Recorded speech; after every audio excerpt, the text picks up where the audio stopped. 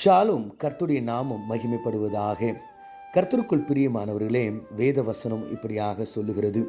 எசேக்கியா ஸ்தானாதிபதிகளின் கையில் இருந்து நிருபத்தை வாங்கி வாசித்து, பின்பு அவன் கர்த்தரின் ஆலயத்திற்குள் போய் அதை கர்த்தருக்கு முன்பதாக விரித்து.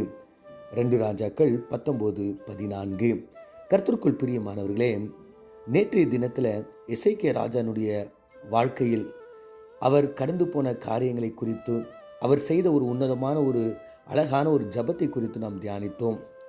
அவருடைய வாழ்க்கையில் ஒரு கஷ்டமான அனுபவத்திற்குள்ளாய் போகும் பொழுது அந்த நிலையில் கர்த்தரை நோக்கி தன்னுடைய கிரியைகளை கர்த்தரிடத்தில் காண்பித்து இரக்கங்களையும் தயவையும் மன்னிப்பையும் பெற்றுக்கொண்டார் என்று பார்த்தோம்.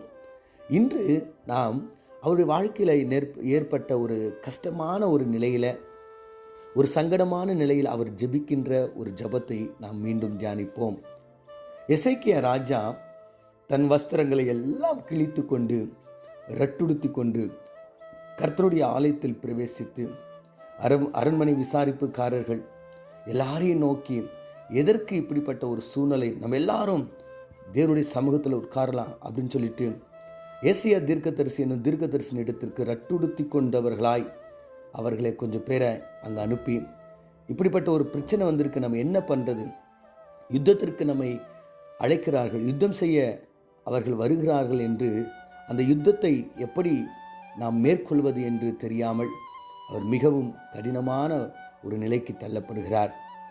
அப்பொழுது அவர் அந்த நிருபத்தை கொண்டு போய் கர்த்தருடைய உன்னதமான ஆலயத்தில் இருக்கிற, கர்த்தருடைய ஆலயத்தில் உன்னதமான ஸ்தலமாகிய அந்த பீடத்துக்கிட்ட, பலிபீடத்துக்கிட்ட அவர் வைத்து ஆண்டவர்கிட்ட இப்படியாக ஜெபிக்கிற கர்த்தரை நோக்கி, கேருபீன்கள் மத்தியில் வாசம் பண்ணுகிற இஸ்ரவேலின் தேவனாகிய கர்த்தாவே, நீர் ஒருவரே பூமியின் ராஜாக்களுக்கெல்லாம் தேவனானவர். நீர் வானத்தையும் பூமியும் உண்டாக்கினீர். கர்த்தாவே, உமது செவியை சாய்த்து கேளும். கர்த்தாவே, நீர் உமது கண்களை திறந்து ஆண்டவரே எங்களுக்கு பதில் கொடும் என்று கர்த்தரை நோக்கி அவர் ஜெபிக்கிறார். அப்போ இந்த இடத்துல பாருங்க, எசேக்கியா ராஜாவுக்கு ஒரு ப்ராப்ளம் வருது, ஒரு கஷ்டம் வருது, ஒரு இக்கட்டான ஒரு சூழ்நிலை வருது. அவர் நினைச்சிருந்தா அவருக்கு இருக்கின்ற அந்த ஞானத்தில் அவர் படை தளபதிகளை விசாரித்து, நம்ம இந்த யுத்தத்திற்கு போதுமான அளவுக்கு நம்மகிட்ட படைகள் இருக்கிறதா, இந்த யுத்தத்தை நம்ம மேற்கொள்ள முடியுமா, இல்லை சமாதான பேச்சுவார்த்தை செய்யலாமா, என்ன செய்யலான்னு சொல்லிட்டு அவர் அநேக காரியங்களை செய்திருக்கலாம். இல்லைன்னா அவர் நினச்சிருக்கலாம் நம்ம இந்த யுத்தத்தை செய்யலான்னு சொல்லிட்டு யோசித்திருக்கலாம். ஆனால் அவருடைய அறிவையும் அவர் சார்ந்தில்லை, படை வீரர்களுடைய படைபலத்தினுடைய பலத்தையும் அவர் சார்ந்தில்லை, எதையுமே அவர் சாராமல் கர்த்தர்கிட்ட போய் அவர் ஜெபிக்கிறார். இது ஒரு ராஜாவுக்கு ஒரு அவமானமான ஒரு காரியம்தான். ஏன்னா அவருக்கு ஞானம் இருக்குது, அவருக்கு படம் இருக்குது, தேசத்துக்கு தேவையான எல்லா காரியங்களும் ராஜா செஞ்சு வச்சிருக்கணும். ஆனால் இந்த சூழ்நிலையில் பாருங்கள், அவைகளை எதையுமே அவர் நம்பாமல் தேவனை நோக்கி, ஆண்டவரே உம்முடைய சமூகத்தில் அதை நான் வைக்கிறேன், அதை விரித்து விட்டு அந்த அந்த அந்த நிருபத்தை விரித்து அவர் ஜெபிக்கிறார்.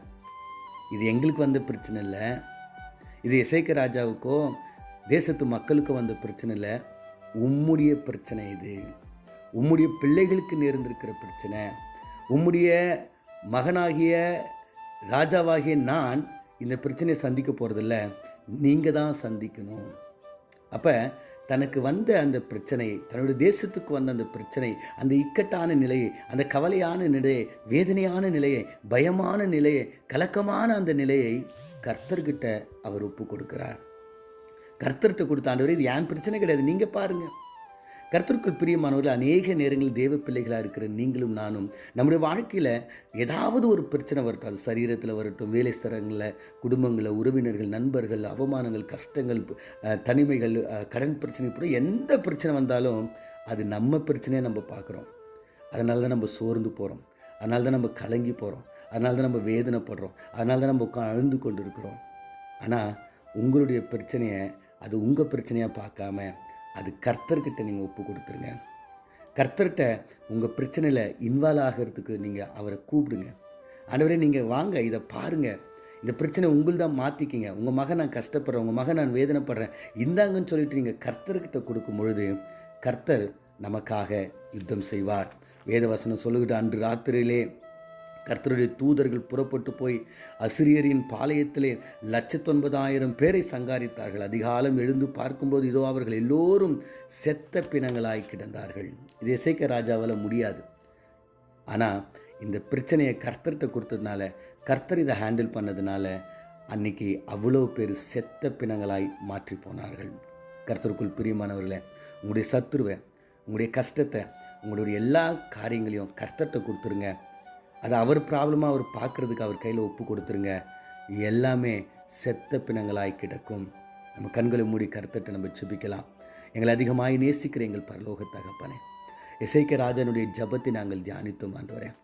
தனக்கு நேரிட்ட ஒரு கஷ்டமான ஒரு சூழ்நிலையை அவர் உமக்கு உம்முடைய சமூகத்தில் ஒப்பு கொடுத்து, அது உம்முடைய கரங்களை ஒப்பு கொடுத்து, நீங்களே யுத்தம் பண்ணுங்கன்னு சொல்லிட்டு ஆண்டவரே, நீங்களே இதுக்கு ஆண்டவரே பதில் கொடுங்கன்னு சொல்லிட்டு அவர் உம்மை சார்ந்து இருந்ததுனால, உம்முடைய கைகளில் கொடுத்ததுனால ஆண்டவரே அந்த யுத்தத்தை நீ ஜெயமாய் மாற்றி கொடுத்தீங்க ஆண்டவரே. எங்கள் வாழ்க்கையில் கூட ஆண்டவரே இன்றைக்கிலிருந்து எங்களோட வாழ்க்கையில் வருகிற எந்த பிரச்சனை, அது எங்கள் பிரச்சனை, எங்கள் குடும்ப பிரச்சனை நாங்கள் பார்க்காம அது உம்முடைய கையில் கொடுத்து அதற்கு நாங்கள் ஜெயத்தை காண உதவி செய்யும்படியா இயேசு மூலம் ஜெபிக்கிறோம் நல்ல பிதாவே, ஆமென்.